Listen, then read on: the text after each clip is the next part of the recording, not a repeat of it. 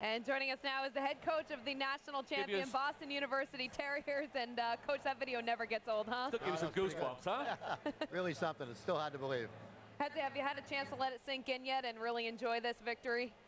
Yeah, it's been a while now, so we've got a lot of pats on the back, but in general, it's still a little bit unbelievable. It was nice to have happen, obviously. Let's go back to the game. It wasn't actually the way we kind of thought it would transpire. You're down 3-1. You pull the goalie, with what, 4 minutes left to go. It looked like to try and maybe wake the team up, but you're still down 2 goals, right? Well, yeah, that's why we pulled it so early, because we got to get 2, but also wanted to get a little jacked up a little bit and see if they put a little more intensity in their game, and they certainly did that.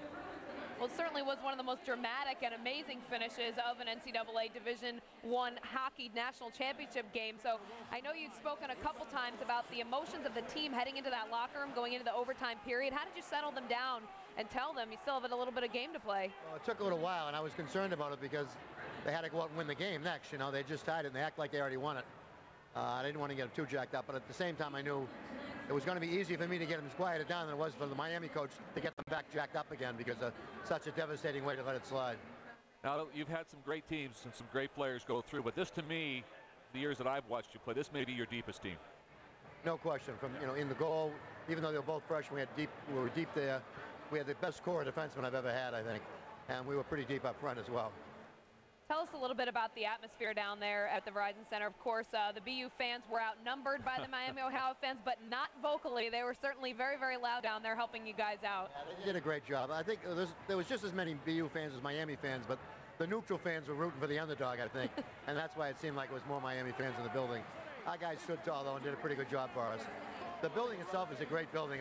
The crowd is right on top of you. It's real loud. I was really impressed. The first time I'd ever been in it. It's a fabulous town to have a national tournament in because there's so many other things to do. Now, you mentioned your fans. How about your little boat tour there you had? How'd that go? Your parade?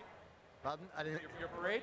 Oh, huh? How'd that go over? I was embarrassed when they said they were going to have one. I thought there'd be about 20 people on Com Ave, But students will do anything to get out of class, So there was quite a mob there. Has your team been back at class yet this week? I know we're working on it. We're working. They're all here tonight, obviously. Now, it's always this time of year. With you the last few years, everyone looks at you and says, is this it? Are you going to retire? Now that you've got this at the top, what's going through your mind right now? I'm looking forward to how the lines are going to look like next year. I was making them up this morning, as a matter of fact, hoping we can keep a couple of these guys from signing.